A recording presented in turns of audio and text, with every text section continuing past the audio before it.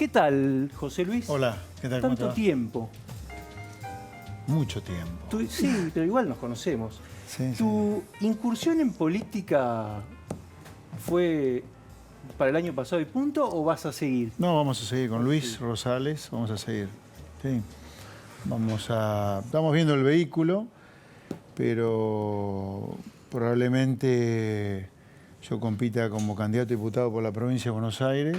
Ajá. Y en 2023 vamos a intentar nuevamente la presidencia. Yo creo que Argentina necesita cambiar este sistema. Vos hablás del nudo gordiano. Otra vez estamos discutiendo el tema de la deuda. Yo no sé cómo no estamos recontrapodridos discutir siempre lo mismo. Es el mito de Sísifo argentino, ¿no? Más o menos. ¿Cómo andás, Sí, yo Beto? no sé. Les ¿Qué doy tal, la Pancho? bienvenida desde ya. ¿Cómo andan, Bienvenido a vos, Daniel? Pancho. Sí, es verdad. En realidad Sí. les agradezco yo a ustedes. ¿Qué Todo tal, Camila? entrajetado, Pachito. Y sí, yo uso corbata. Muy bien. No se usa corbata en Soy terapia. contracíclico. No aprendiste eso. Claro, no soy hay corbata contra- en terapia. No, ahora volvieron las corbatas. Ahora están volviendo. Y la 4 corbata años negra. anteriores no hubo corbata. Ahora como el presidente usa corbata, el resto Hay que también. usarla. Bueno, O sea, ¿te estás a la parece, moda, estás a la moda. Lo que estamos de moda somos nosotros que tenemos corbata. Ya que hablamos de corbata y no corbata, uno de los que primero empezó sin corbata fue Axel Kicillof, ¿te acordás? Que hoy está también lidiando con la deuda. Pero ahora vamos a hablar de eso. Pero si te parece, vamos a un informe y con esto presentamos Vamos. formalmente Terapia de Noticias. Los argentinos somos de patear todo para mañana, o incluso, si es por más tiempo, mejor. Y parece que a Axel Kicillof le gusta esa idea, porque hoy volvió a extender el plazo para que le acepten su propuesta y es la 4ª vez que lo hace. Ahora los acreedores tienen hasta mañana a las 6 de la mañana para aceptar el pedido de Kicillof. Si consigue el 75% de aceptación, pagará el bono que venció la semana pasada en mayo. El problema es que la estrategia puede ser un pan para hoy, hambre para mañana, porque en mayo y junio deberá hacer frente a vencimientos de deuda aún mayores. A lo mejor, para ese momento, ya tiene la ayuda de Alberto Fernández, que continúa con su gira en Europa buscando respaldo para renegociar la deuda. Hoy se reunió con la canciller alemana, Angela Merkel. Sabemos que Argentina no se encuentra en una situación económica fácil. Mañana visitará al presidente de España y el miércoles a Emmanuel Macron. ¿La gira europea de Alberto servirá en la renegociación por la deuda? ¿Puede un papa ayudar en la renegociación? Gustavo Lázari decía el otro día en Twitter, es como que yo vaya al banco con un cura. No. Obviamente que no va a ayudar a nada. Pero puede convencer a No. los A ver, las deudas son cosas serias. Vos firmás contratos cuando emitís un bono de deuda. Un bono no es un papelito aparentemente inocente, es un contrato. No te comprometes a hacer ciertas cosas, el acreedor a otras. No. Por más que traigas el Espíritu Santo, al Papa, no. Esto es irrelevante A los eso. acreedores. ¿Eh? Uno no le mueve el amperímetro a los acreedores, a los bonistas, pero quizás, José Luis, el Papa, y esto casi todos los analistas coinciden con vos, que no influye en lo más mínimo, pero puede hacer como jefe del Estado Católico una gestión ante el Fondo Monetario Internacional, que sí tiene un componente más político y menos especulativo que los bonistas, ¿no? Bueno, desconozco, digamos, no me da la cabeza para pensar el Papa tratando de convencer al fondo para que... Quiso convencerlo Obama en el 2014 y entramos en default selectivo, ¿te acordás? Sí. ¿Y Merkel? ¿Puede ser más persuasiva, más convincente? Porque acaba de prometer apoyo, dijo, bueno, vamos a ver. Pero la pregunta de usted, para mí hasta ahora son adivinanzas. Yo qué sé yo, es todo político eso, qué sé yo, no ¿Y cuál sé. es la certeza? Vamos, yo lo que he visto es, vos cuando tenés un problema con el fondo y estás apretado por los pagos que tenés... A ver, vamos a separar el tema. La deuda con bonistas privados de la deuda argentina con el fondo. Argentina tiene dos deudas, si vos querés, exagerando, con bonistas privados y con el fondo. En términos políticos, lo que se intenta es con el fondo. Recordemos que Donald Trump, vía política, le dio mucho más de lo que se esperaba a Macri. Entonces, vos con los bonistas privados, si querés patear los pagos para adelante, tenés que sentarte a renegociar una quita en valor presente de esa deuda. Menos cupón de intereses, menos capital, algo. Ahora, con el fondo es otra cosa, porque el fondo es un acreedor privilegiado. ¿Por qué? Porque son los países en realidad los que te prestan a vos a través del fondo, cuando a vos no te presta nadie. Entonces no es que el fondo va a entrar en la misma lógica algún día que los bonistas, con quitas, sino que vos, si querés postergar los pagos con el fondo, vos tenés que hacer un nuevo programa con el Fondo Monetario. No Ahora, es que el José fondo Luis, te sí. dice, bueno, ok, Bueno, pero un nuevo programa implica reformas estructurales. no sé, o algún ajuste más, Pero no sé. el ajuste a los jubilados, perdón, Laura. No, está bien. Bueno, pero vos estás en el tema justamente, el ajuste a los jubilados, que supuestamente todavía no ocurrió, pero suponemos que va a ocurrir. ¿Eso puede ayudar? No, el fondo no se te mete con los jubilados. Te puede hacer observaciones sobre, a ver, si hablamos de los jubilados, el sistema de seguridad social está quebrado. Está quebrado. O sea, dice que le va a pagar al jubilado 82% móvil y todos los participantes saben que eso es mentira. ¿Por qué? Por una cuestión matemática. Vos tenés un activo y medio, ni siquiera 2 por cada jubilado, y el sistema para pagar 82 necesita 4. Entonces, ¿quién inventa el doble de la cantidad de aportantes? Entonces, todos se mienten ahí. Vamos a suponer mañana José Luis Espert es presidente. ¿Por dónde empezás? Porque el ajuste también es doloroso. Pero acá no se trata de ajustar así en el aire. A ver, acá te voy a decir lo mismo que dije en campaña. Y en campaña ninguno de los candidatos dijo las cosas que nosotros con Luis Rosales dijimos. Y acá hay un sistema que no sirve, que destruye a la gente de trabajo, a la que quiere prosperar, al comerciante, al industrial, al empleado, al monotributista. Yo digo, ¿alguien está contento con cómo funciona la Argentina? Yo no creo que nadie esté contento. De los que no son parte del problema, obviamente, ¿no? Los que tienen poder de lobby para estar cerca de los gobiernos, encontrar un nicho, un negocio, eso es otra cosa. Pero la gente común vive destruida en este país. Ahora yo te pregunto Al lo jubilado le siguiente. roban, al que se endeudó después no puede pagar la deuda, al depositante le roban los depósitos, al asalariado le roban el salario. ¿Entendés? El comerciante pierde el comercio, el industrial su industria, al productor agropecuario casi todos los gobiernos lo agarran de punto, ¿me entendés? La gente normal acá pierde con este sistema. Entonces lo que nosotros propusimos, y yo te voy a proponer como respuesta a tu pregunta, es hay que cambiar el sistema. No lo querés cambiar, que es lo que hasta ahora Argentina demuestra. Está bien, pero es este el sistema. El sistema es algún tiempito más o menos bien, una crisis, un tiempito más o menos bien, otra vez una crisis. Este es el sistema. Ahora yo te pregunto lo siguiente, José Luis. Las primeras medidas de Alberto Fernández, le hace la ley de emergencia como la más importante que, instrumentó una serie de subas impositivas, entre otras cosas, dice, el relato, o por lo menos el argumento es, le sacamos a los que más tienen para favorecer a los que menos tienen. Sí. ¿No? Ese es el argumento oficial. ¿Vos compartís eso? No, pero Argentina hace 80 años que está con ese cuento, de sacarle a lo que más tienen para darle a lo que menos tienen. Mira cómo nos va. Yo no digo que sea ese el único argumento por el cual nos va mal, pero si alguna vez ese cuentito que lo repetimos 80 años hubiera dado resultado, en lugar de tener 1/3 de la población pobre, tendríamos 3% de la población pobre. Eso es todo fulbito para la tribuna. No hay Pero está ningún bien, país vos- que haya prosperado sacudiéndole a los que más tienen para dar a los que menos tienen. José No Luis, vos existe hablás eso. de los, por ejemplo, los industriales. Sí. Y hoy hay muchos industriales que están contentos con Alberto Fernández. Pero no hay duda que están contentos.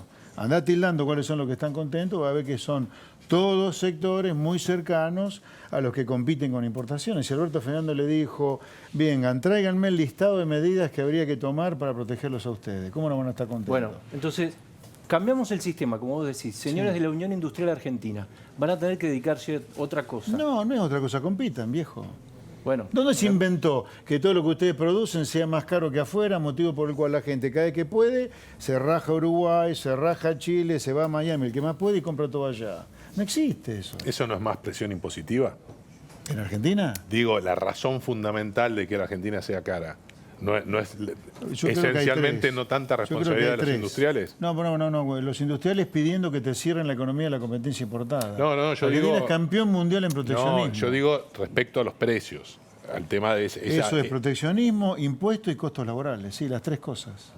José Luis, el presidente Alberto Fernández dijo en un momento que iba a llamar a los candidatos a presidente para que acercaran propuestas económicas. De hecho, en un momento, el Ministerio de Finanzas y Hacienda abrió un mail para que enviaran los economistas, consultoras, propuestas de reestructuración de la deuda externa. No sé, ¿pudiste participar de eso? ¿Te llamaron? ¿Te pidieron alguna idea? No me llamaron. No. ¿Mandaste algo por mail? ¿Te acuerdas que, como lo hablamos en la radio, que habían abierto un Sí, mail no. para que ustedes, los economistas o consultoras, enviaran propuestas de reestructuración de deuda? Sí, no era más para los... Sí, Sí, no, yo mail lo mandé, no. Podrías haber mandado, digamos. No, es un tipo serio, eso no era serio. Ahora, José Luis, ¿hace falta un plan económico ahora o como parece ser la estrategia de Alberto Fernández, de renegociar primero y presentar un plan económico después? No, yo creo que hay un plan económico. ¿Ah, sí? Sí, no hay duda. Yo creo que todo, pero bueno, yo tengo una diferencia grande con los que no dicen que no hay plan en algún gobierno. Todos los gobiernos tienen plan, todos. Te podrá gustar, no gustar, pero todos tienen plan. Yo creo que el plan económico de Alberto Fernández tiene mucho de lo que tuvo el programa económico de Macri. El de Macri tuvo mucho de lo que tuvo Cristina y así para atrás. Todos los planes económicos tienen por lo menos 3 líneas argumentales básicas en Argentina. Proteccionismo industrial, Estado presente y el sindicalismo que ya sabes que tenemos, ¿no? Ahora, ¿por qué entonces tiene tanto éxito, por lo menos ideológico, el proteccionismo en el mundo? Trump cierra... Brasil también, ¿no? Brasil es una economía espera. cerrada y proteccionista también. Acá es importante los puntos de partida. El punto de partida del cual Estados Unidos emprendió algo de proteccionismo es que Estados Unidos es la economía más abierta al comercio del mundo todavía. O sea, acá hay que agarrar los números. Vos vas al OMC, te bajás las tablas de los aranceles a la importación que cada país miembro del OMC impone, te bajás las tablas con las medidas no tarifarias que cada país impone, y Estados Unidos es el que menos trabas todavía impone al comercio del mundo. Argentina está en el otro extremo. Es de los que más impone restricciones para poder... Pero ingresar quiere decir productos. que va por mal camino entonces Trump. Claramente, sí, claramente, sí. Si ese es el camino, si lo de Trump es a repetición continua, yo descreería que lo de Trump es una política que arranca el proteccionismo en Estados Unidos. No lo veo así. Hasta ahora Trump ha hecho guerras comerciales o amenaza guerras comerciales contra aquellos que, por ejemplo, China, que le roban las patentes. Entonces, ¿vos me robás las patentes? Es una cuestión política, decís vos. Toma, entonces te pongo... Bueno, nosotros también sufrimos la claro. protección de Trump. Pero- Y no creo que haya sido una guerra comercial. Está bien, China fue una guerra comercial. En el caso nuestro no lo sé, pero de ahí a pensar que Trump ha empezado una política de tendencia proteccionista me parece Ahora, José Luis, exagerado. siempre toda reformulación de un plan hacia la ortodoxia tiene un costo. Cuando Australia abrió su economía en los 80, el desempleo pasó de 5 a 12%. Hoy está mejor. ¿Cómo convences a una sociedad que hoy está queriendo irse de vacaciones, si puede, o en febrero o el año próximo, de que tiene que hacer un esfuerzo de 10 años? Digo, ponete en la cabeza de un político. La sociedad argentina está haciendo un esfuerzo para no lograr ninguna mejora desde hace medio siglo, por ejemplo. Es al revés, hay que contarlo al revés a esto. A ver. Acá la sociedad paga enormes costos por hacer lo que hace, que no cambiar nunca y hacer siempre lo mismo. O sea, los costos se pagan por no cambiar, no por cambiar acá. Es Sí, al pero revés. es un el debate discurso habría que cultural hacerlo es al difícil de revés. dar también, Pero José. supuestamente- Es un debate cultural difícil de dar, porque como te decía Pancho, No, pero también, mirá, como es criterio... si no queremos ganar la el gente, debate, la gente se conforma con eso. Sigamos y vamos a tener, en lugar de la cantidad de villa miseria que tenemos ahora, vamos a tener 3 veces más en 20, 30 años. Pero es clave también para ganar elecciones. Es decir, Claro. para ser gobierno e implementar o modificar lo que vos decías, el rumbo, evidentemente la gente no quiere escuchar ese tipo de cosas. Sí, ¿entonces qué? No, te digo, si no, estamos siempre en lo mismo. Lo que decía Pancho es, para hacer lo que hicieron en otros países, y bueno, tenés que primero llegar al gobierno Sí. e implementarlo, y para eso tenés que tener consenso social, Para eso respaldo en tenés las que urnas. decir, claro, bueno, eso es clave. Vos tenés que ganar elecciones para eso. Ahora tenés Primero, que ganar y elecciones. después tenés que tener pero respaldo de tenés diferentes sectores. Sí, pero tenés que ganar elecciones diciendo eso. Porque si no, no tenés ningún mandato. Cuando vos llegás al gobierno diciendo lo que dijo Macri en 2015, ¿no? Que no se sabía bien para qué quería ganar elecciones, ¿para hacer qué? Porque si vos no decís en Acordate que campaña... tuvo que cambiar el discurso Macri. Si Macri... a ver, Macri. Acordate que si vos dijo, no decís no en vengo a campaña, privatizar nada. bueno, pero justamente porque lo único que quería era ganar elecciones y una vez que las ganó, lo que quiso es seguir ganándolas. Pero Por eso- probablemente hubiera perdido si Sí, hacía lo contrario. Pero que vos tenés que tenés que estar dispuesto a perder elecciones para algún día quebrar la tendencia a ser un país miserable. Porque si vos no decís en campaña lo que tenés que hacer, nunca vas a tener la credibilidad el día que gane para hacer esas cosas. Ahora, José Luis- Tenés que correr el riesgo de perder, pero por supuesto que sí, sin duda. tenés que estar dispuesto a perder una elección por decir las cosas que vas a hacer para cambiar el rumbo. Pero supuestamente Si no, sos parte del problema. Supuestamente ese fue el comienzo del gobierno de Macri en 2015, ¿no? Empezar a hacer al revés de lo que vos decís que se está haciendo ahora. No. Si tenía ese capital político y quiso no lo hizo, supuestamente quiso hacer otra encarar cosa. esa reforma, está bien con la política de gradualismo después criticadas, ¿no? Pero él prometió lo contrario, que casi iba a mantener el Estado kirchnerista. Entonces, desde ese punto de vista... Sí, yo lo veo a 2015 a Macri, clarito, diciendo, no tengan miedo, yo no soy nada diferente de lo que se está yendo o de lo que hay, no tengan miedo conmigo. Porque lo primero que hizo el kirchnerismo cuando aparece Macri en, ponerle marzo de 2015, es atacarlo, se viene el ajuste neoliberal. Entonces Macri, ¿qué hace? Se defiende diciendo, yo no soy lo que ustedes creen, guarda. Entonces Macri lo que hizo fue, como yo lo dije desde la campaña, kirchnerismo buenos modales, por eso termina como terminó. ¿Vos crees que fue, por ejemplo, salir del cepo? Hoy hay macristas que te dicen, tendríamos que haber salido como pedía Melconian en 3 meses, no tan rápido. No. El fracaso, el estrepitoso fracaso económico de Macri no es haber salido rápido del cepo, de ninguna manera. ¿Qué estuvo en el...? Hubo ajuste fiscal también, hubo ajuste fiscal primario. Digamos, de alguna manera hizo los deberes de acuerdo a lo que se esperaba. Heredó un déficit fiscal alto y lo empezó a bajar. Hizo un pacto fiscal con las provincias. ¿Dónde fracasó? Digo, porque ahí hay algo que se nos pierde en el relato. En un momento, el plan económico de Macri se fue mal, le fue mal. Sí. ¿Dónde fue? En las 3 cosas en las cuales yo creo que Argentina falla sistemáticamente. ¿Qué es la Argentina es un país que vive a espalda del comercio del mundo. Argentina tiene todo para venderle al mundo y no comercia con el mundo, vive con una economía completamente cerrada al comercio mundial. Tiene un Estado que es impagable. La gente no puede ni quiere con todo el derecho pagar este Estado porque vive solo para pagar impuestos. Dicho sea de paso, mira, una anécdota. Yo creo que al municipio de San Isidro, los contribuyentes deberían iniciar algún juicio. Porque, claro, a vos te cobran ABL en San Isidro, ¿no? Pero esto ocurre en varios, no es el único. Yo lo vi recientemente porque tuve amigos que me mostraron sus ABLs de distintos lugares del país. El ABL te lo cobran en función de donde vos vivís. A vos te cobran un ABL de 1.500 pesos en el interior, en alguna ciudad chiquita, y en San Isidro 15.000, 20.000 pesos por mes. Entonces no es que te cobran ABL, ¿no? Porque si te cobraran alumbrado, berrío y limpieza, en Quemul, berrío y limpieza, nos sale 1.500 pesos y en San Isidro 15.000. No es 10 veces la diferencia, será 1, 2 veces. Tendrían que pagar todos lo mismo. Pero por supuesto que sí, si no, no es un ABL, es un impuesto. Y si es un impuesto, estás en un caso de anticonstitucionalidad, porque estás grabando la propiedad con un ABL mentiroso, que es un impuesto, tenés el impuesto inmobiliario residencial, y a lo mejor te agarran también con bienes personales a nivel nacional. Tenés triple imposición sobre un bien. Bueno, esto era una anécdota. Hay municipios que también te graban si cargas nafta. Bueno. Digo, evidentemente, Entonces, siempre hay un trampa. Estado que no se puede pagar. Ahora, si ningún político en campaña dice hay que detonar este Estado, la gente no lo puede pagar, y eso nadie lo va a hacer sino. Y este sindicalismo, ¿a qué laburante le sirve este sindicalismo? Tenemos un tercio... ¿A los que están con trabajo? No, porque, bueno, espera. Tenés un tercio de los trabajadores trabajando en negro acá.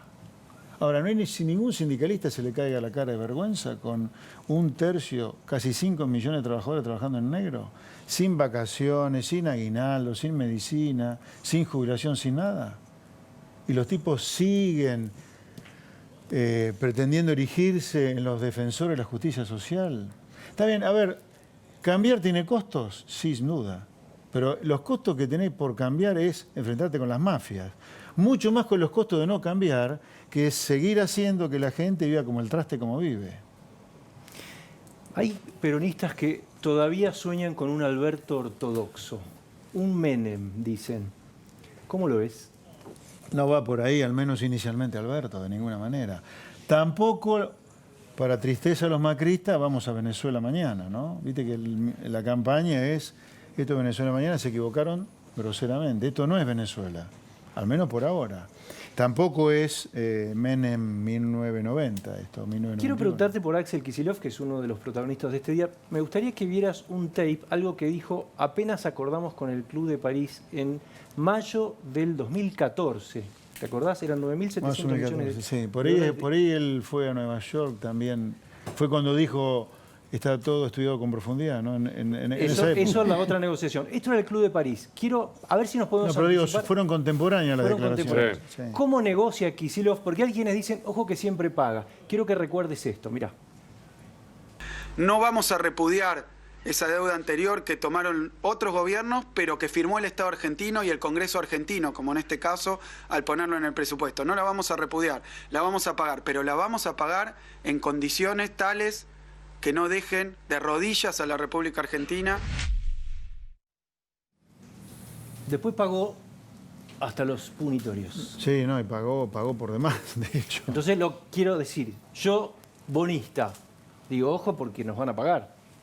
¿Puedo sacar esa conclusión? Sí, también sumarle el ejemplo de YPF, que es parecido. También se pagó, anunciaron que la expropiación no nos salía un peso. Y sí, y él después no negó, dijo, nunca dije que no iba a salir nada. Sí, pero no lo que salió, digamos. Repsol Sí, se fue también hay recontento, otra, o sea, esa es una realidad, esas dos son dos realidades. También hay otra realidad que el zafarrancho que hizo con la deuda de legislación extranjera, ¿no? ¿Te acordás que desacató a Griesa, creando un nuevo agente de pago que era el Banco Nación para no pasar por el Deutsche Bank, en el cual iban a incautar los fondos que mandaron para pagar a privados? Sí, abrió una negociación, una cuenta del Banco Nación para que los acreedores vengan a cobrar Banco Nación, no vino ni uno. Ni uno. Obviamente, Okay, pero yo lo mostraba, O sea, ¿no? cuidado. Digo, ninguno resiste un archivo, pero digo, en el caso quiero saber si podemos inferir cómo puede negociar.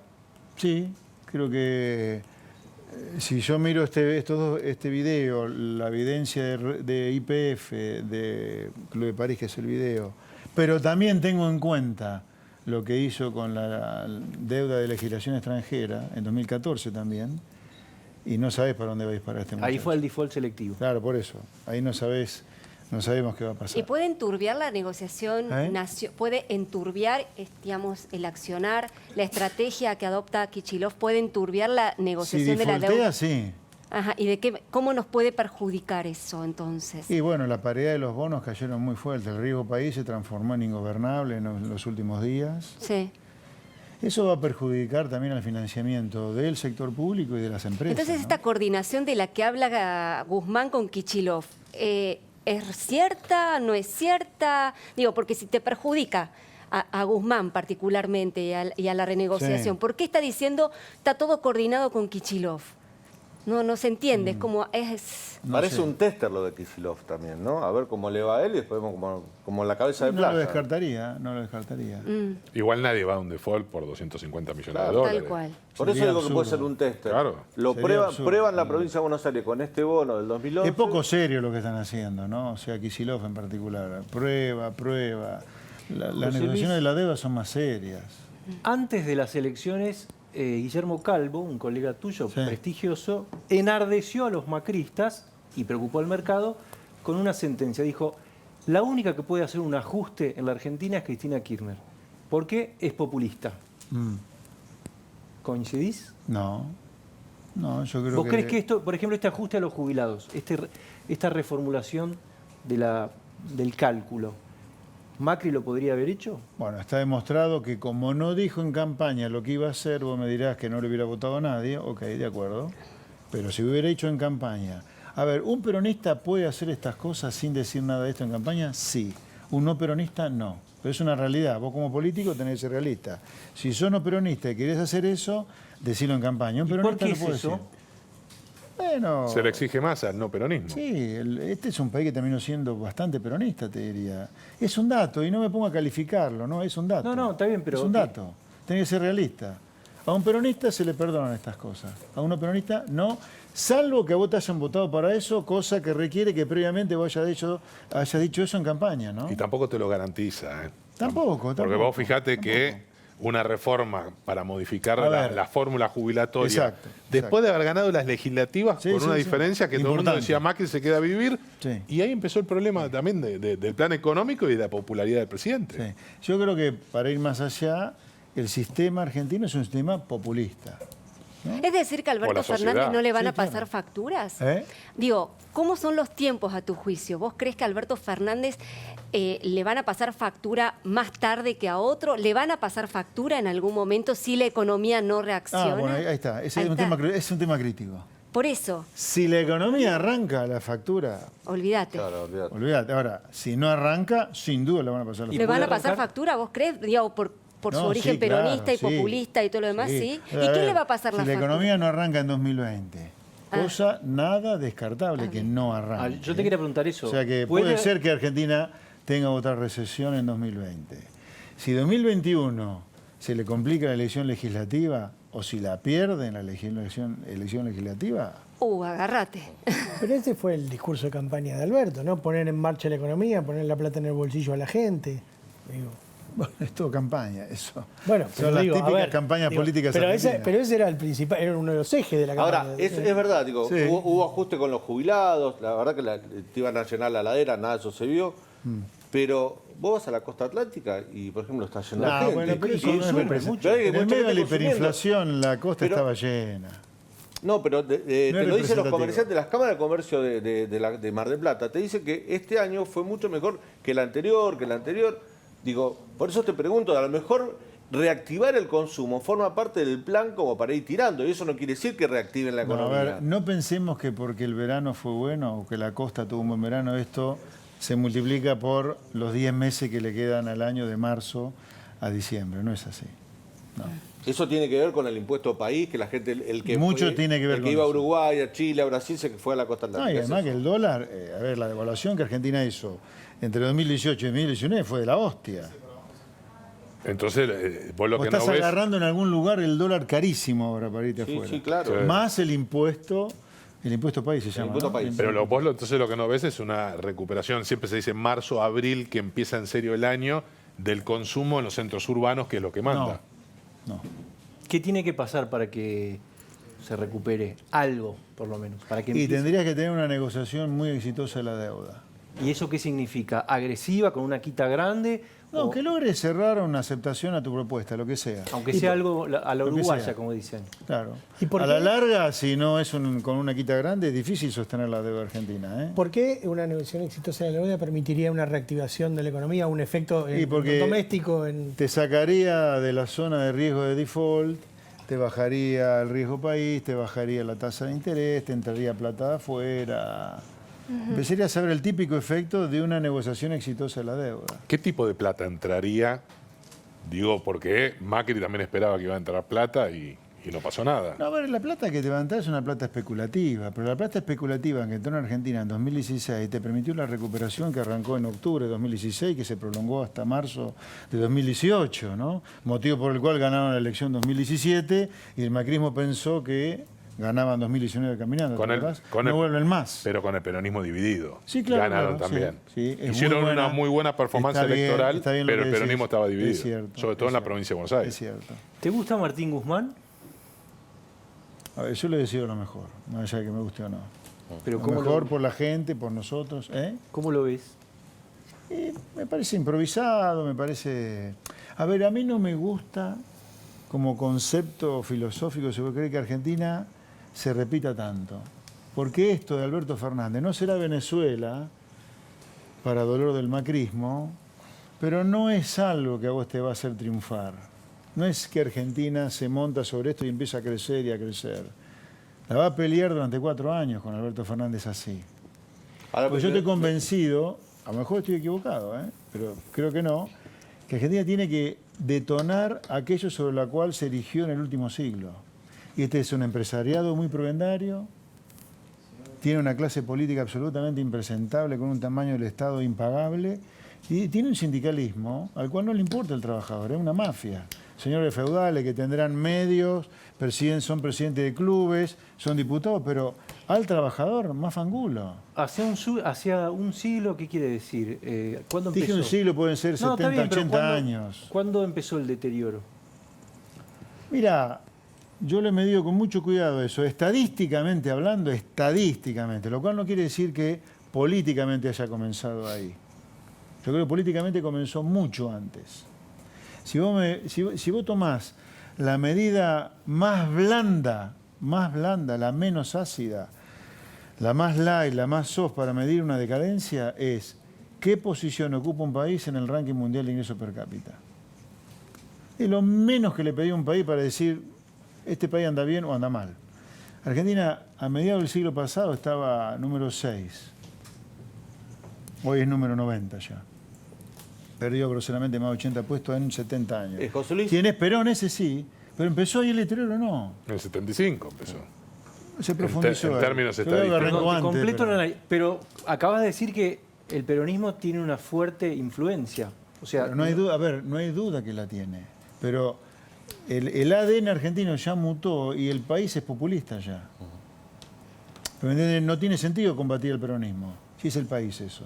La sociedad. La sociedad. el Como, país es la como el sociedad. clima está. Yo sabes que te quería preguntar un poco cuando Pancho te preguntaba por Martín Guzmán. El padrino, el mentor ideológico de Martín Guzmán es Joseph Stiglitz, premio Sí. Nobel de Economía 2001. Es alguien muy estudiado en el mundo económico, es una persona que ha marcado tendencias, corrientes ideológicas, tiene una cátedra en la Universidad de Columbia. Es un tipo reconocido. ¿Vos, cuál es tu opinión sobre Joseph Stiglitz? Porque, por ejemplo, hoy algunos economistas dicen, ojo que Stiglitz en los mercados en Wall Street no lo quieren mucho. O sea, no le confían mucho. No, bueno, pero más allá sin Wall Street, también yo te podría decir, a veces es parte del problema, no de la solución. Pero Stiglitz, a ver, yo he estudiado el libro de Stiglitz. A ver, los premios Nobel se dan por grandes décadas y décadas de contribuciones salientes a lo que es la teoría económica, ¿no? Stiglitz ha hecho contribuciones muy importantes en ese plano. Ahora, una cosa es el premio Nobel de Economía y otra cosa es cuando esa persona, sea cual sea, ahora me voy a concentrar en Stiglitz, pero déjame darte una mirada global, no personal. Una cosa es darlo vuelta a ese premio Nobel y hacerlo hablar de lo que es la política económica en concreto. Para que tengas una idea, un premio Nobel se dedica básicamente a estudiar un tema, un solo tema de la economía toda la vida. Stiglitz estudió un par de temas toda la vida. Ahora, después a transformarlo a Stiglitz en una eminencia de lo que tiene que hacer un país y más Argentina, es una osadía de él y de nosotros también, que nos creemos que... ¿Sabes la cantidad de premios Nobel que han hablado maravilla de la convertibilidad acá durante los 90? Yo los escuché. Y mirá cómo terminamos con la convertibilidad, en la peor crisis de toda la historia. Así que un premio Nobel, ojo, yo he tomado cursos con premios Nobel. Te dan vuelta, a mí me dan vuelta 500 millones de veces un premio Nobel, ¿eh? Pero una cosa es ponerlo a jugar el terreno de la política económica en concreta. Yo no le tengo ningún respeto en principio a un premio Nobel cuando habla de política económica en concreto. Salvo que vos me digas que recibió el Nobel por haber contribuido a temas muy, muy concretos de política económica global. Stiglitz recibió el premio Nobel por sus grandes contribuciones hacia lo que es la simetría en la información. ¿Qué tiene que ver eso con los problemas de Argentina? Pero en la Universidad de Columbia se ha especializado o ha escrito en los años posteriores al premio Nobel en reestructuración de deuda de países emergentes. Esto es lo que lo ha hecho un poco... No, a ver, a Stiglitz no le dieron el Nobel por eso. No le dieron Nobel, pero se ha especializado un poco en ese tema. Sí, la verdad que los consejos de Stiglitz sobre la deuda, porque Stiglitz le dio consejo a Cristina sobre la deuda, ¿no? Sí, claro. No fue bien con Cristina y lo que hizo con la deuda. Argentina estuvo desde 2001, no era Cristina, pero pongamos 2003 hasta 2015, 12 años, en default fuera del mercado. Así que... ¿A quién le pedirías un consejo para la Argentina? ¿Vos decís de economistas? Sí. Guillermo Campos es una persona para consultar, sin duda. ¿Lo conocés? ¿Hablás con él? Sí. De tu paso por la política, ¿hay algo que te haya llamado la atención, que hayas dicho, esto no lo esperaba, esto me sorprende? ¿Cómo se ve de adentro? Quiero decirte, porque te conocemos como economista. ¿Lo de ASEF?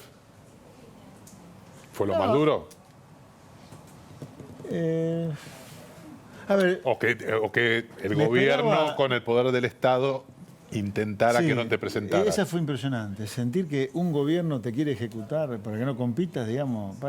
Ustedes no son los chicos buenos, yo decía de Macri y sus chicos, ¿no? Pero ustedes ¿No son los buenos? ¿Alguna vez Macri- No quiero pensar lo que son los malos. Pero ¿Alguna vez Macri intentó llevarte? yo me esperaba el mundo de traiciones, miserias que fue la política. Lo es. No, te preguntaba si en algún momento de la campaña o previo a la campaña Macri intentó llevarte a su redil, digamos, al PRO o competir para Juntos por el Cambio. No. Nunca. Nunca. Eso se dijo muchas veces, así como que me financiaba el kirchnerismo, creo también. No, los dos hicieron trascender que yo estaba con ellos. No, pero nunca nada. Ni con el kirchnerismo tampoco, ¿no? Nada. Ahora, ¿sabés la cantidad de macristas que te vieron en el debate presidencial y dijeron, esas son mis ideas, pero enfrente viene Cristina, no lo puedo votar?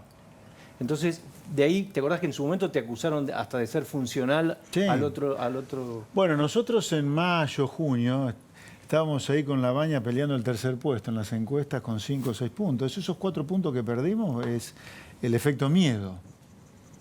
El macrismo hizo una muy buena campaña del miedo entre las PASO y el 27 de octubre.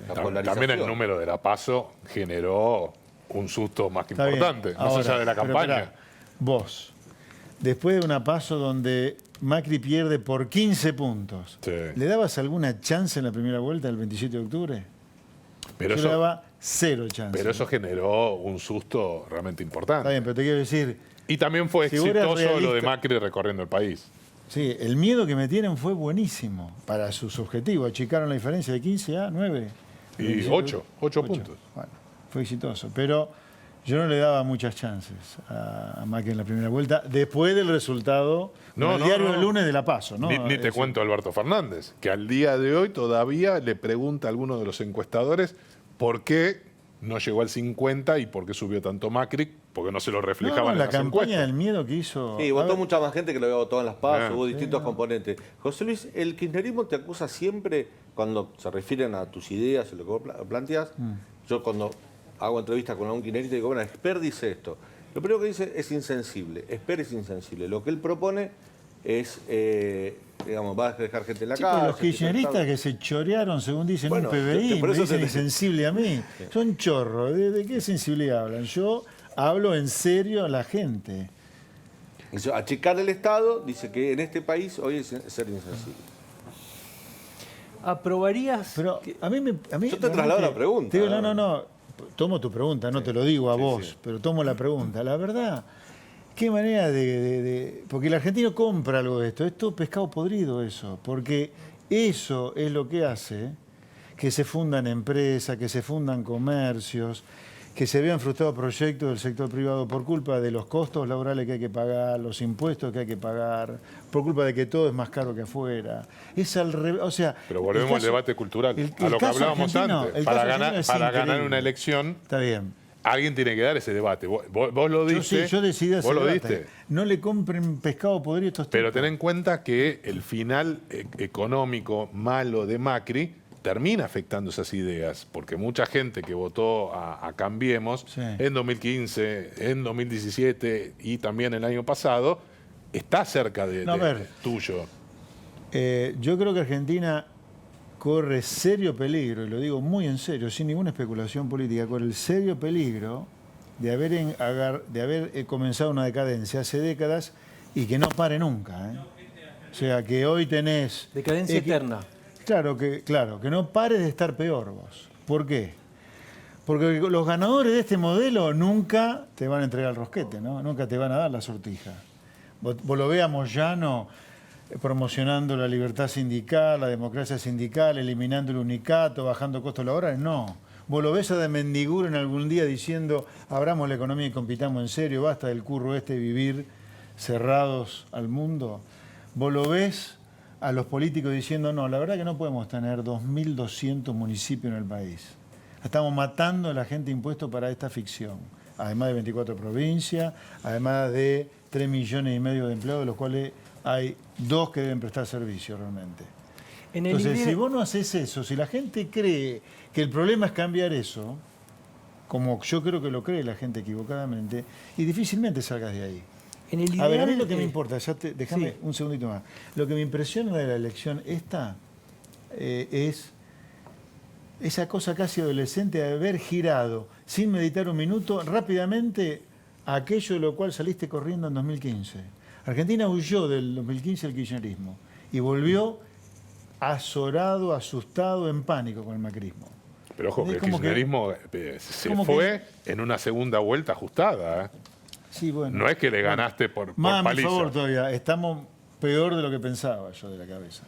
Porque no puede ser que vos te repitas. Vos lo que me decís, esto casi fue un interregno entre kirchnerismo y Macri. Casi. Pero esta Y fue versión muy no es la pareja misma. el balotaje. Pero esta versión no es la misma de ese kirchnerismo, No, hasta ahora no. digo, que terminaba 2014. No. Más o menos, ¿eh? Por lo menos económicamente no. Hay un juego de Alberto de mostrarse distinto, más peronista, pero en algunos momentos es como que aflora la matriz Para ideológica mí, de ese grupo y es muy kirchnerista. Un tema crítico va a ser la deuda. Sí. Si la deuda sale bien, a lo mejor tenemos esta cosa... Claro, si le va mal a la populista, economía, ahora, florece el kirchnerismo duro, si, eso está claro. Si la negociación de la deuda sale mal, guarda. Tengamos en cuenta que Guzmán termina siendo ministro de Economía porque Cristina no acepta a Martín Redrado. Así Fíjate todo lo Probablemente que Alberto Fernández hubiera tenido un ministro de Economía totalmente diferente. Designaron en puestos claves, en la IGJ, en la UIF, en el anticorrupción, toda gente que va a trabajar para garantizarle la impunidad a Cristina. Esto es así, digamos, son gente muy cercana a Cristina, hasta el abogado, el apoderado de los hijos de Cristina en la causa de Otesur está al frente de la IGJ ahora. Digamos, claro. Para repetirlo eso, ¿cómo? El apoderado de Máximo y de Florencia en la causa Otesur es el titular de la Inspección General de Justicia. O sea, va a tener que fiscalizar a Otesur, el tipo que era apoderado de los que es, hasta hace poco, era de los hijos de Máximo y de Florencia. Digo, y cuando ves todos esos movimientos, yo dudo de que Alberto quiera transparentar. Digo, cuando hablan de Milagro Sala, cuando hablan el ministro del Interior habla de presos políticos, Guado de Pedro lo pone en un tuit, hay presos políticos en la Argentina, se refiere a De Viro, se refiere a Barata, etcétera, denostan la causa de los cuadernos. Cuando los pones en ese rol, ya te saco de la economía, sino en el rol político de qué modelo de país quieren, yo veo kirchnerismo duro, José Luis, no veo un cambio. Venezuela. No sé si Venezuela, pero impunidad. Ok, impunidad sí. Pero es lo que eligió la mayoría. Claro. Sí.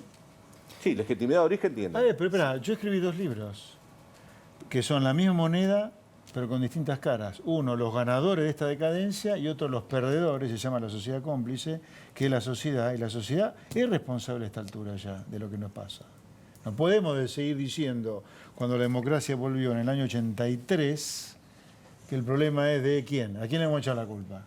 Después que votamos desde el año 83. Bueno, una parte de la sociedad. Digo, no, ¿por qué? Porque 35 años ya llevamos votando. Pero es una parte de la sociedad. ¿Una parte de la sociedad qué? A la que vos planteás que tiene responsabilidad en los resultados electorales. No es toda la sociedad. Por más que tienen legitimidad de origen, recordemos que ganó por 8 puntos también. Pero el sistema no se reproduciría como se reproduce, cambiando cara solamente, pero en el fondo es lo mismo, si no hubiera una sociedad que lo vota, que lo valida en cada elección.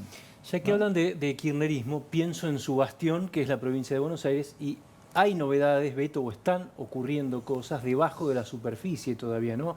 Hablaba el sábado con un operador del Frente de Todos, me decía, me parece que algunos se están adelantando en la pelea, albertistas versus kirchneristas. Esto era para el año legislativo, no para ahora. Muy en silencio todavía.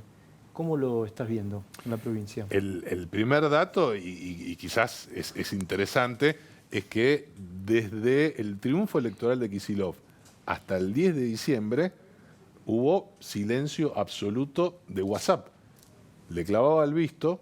Él les clavaba el visto. A muchos intendentes, sobre todo los varones del conurbano, y tardaba muchísimo eventualmente la en función esa contestarle. que te saque el celeste, ¿no? Claro, que por lo menos no, no se den cuenta. No, pero no tiene el efecto político que se busca. Claro, vos buscás un efecto de darle el... Desde ya, es decir...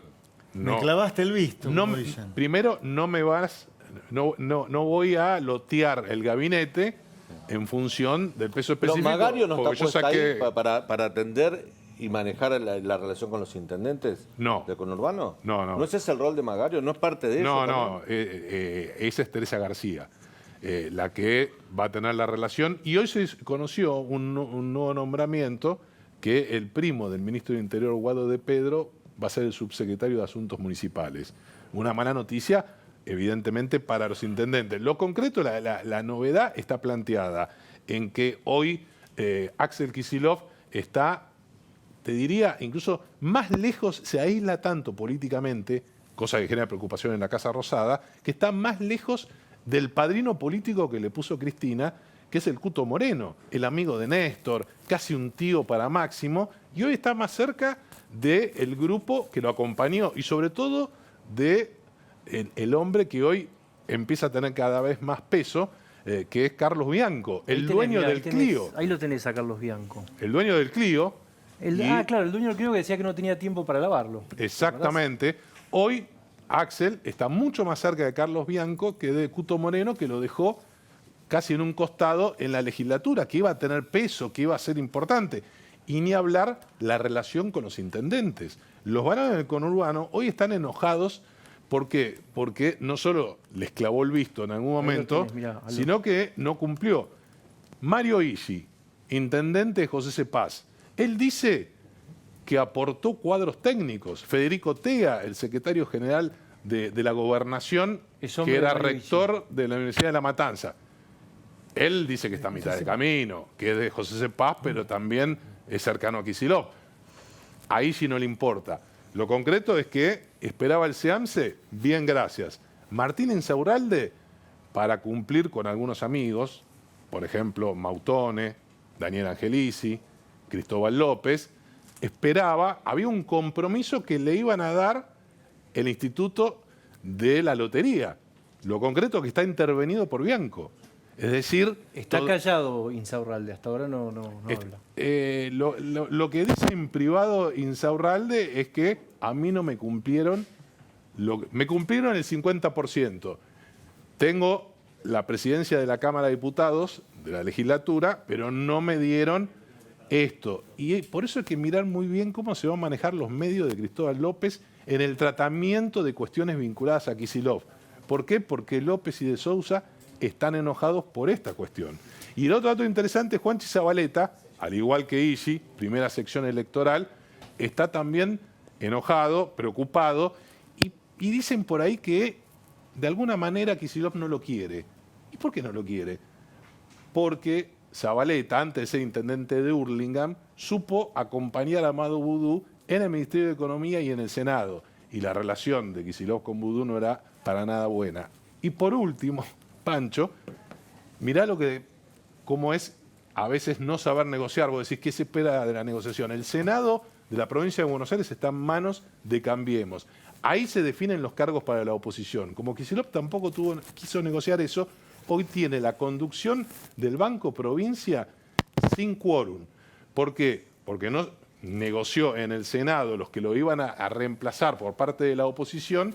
Y entonces Juan Cuatromo, que es el hombre de su confianza, hoy no tiene firma igual, pero tendría que darle la firma o el Senado o completar definitivamente el directorio para que entren sectores de la oposición. Hoy le frena todo un radical que sigue con mandato. Es decir, en definitiva, hoy Kicillof empieza a tener serios problemas de aislamiento político que preocupan al presidente, a Sergio Massa y a Máximo Kirchner. Beto, imagínate... Si puedo, ¿no? Pero adelante. Si negocia mal la deuda y entra en default, ¿de dónde se agarra políticamente Kicillof? Si defaultea la deuda. Es todo un tema. Evidentemente, él también subestimó o quizás espera el gol al minuto 46. Bueno, ¿no? veremos. Quiero hacerle la última pregunta a José Luis Espert y agradecerle desde ya. Sé que estás con poco tiempo, así que la verdad que la pasamos muy bien, muy interesante.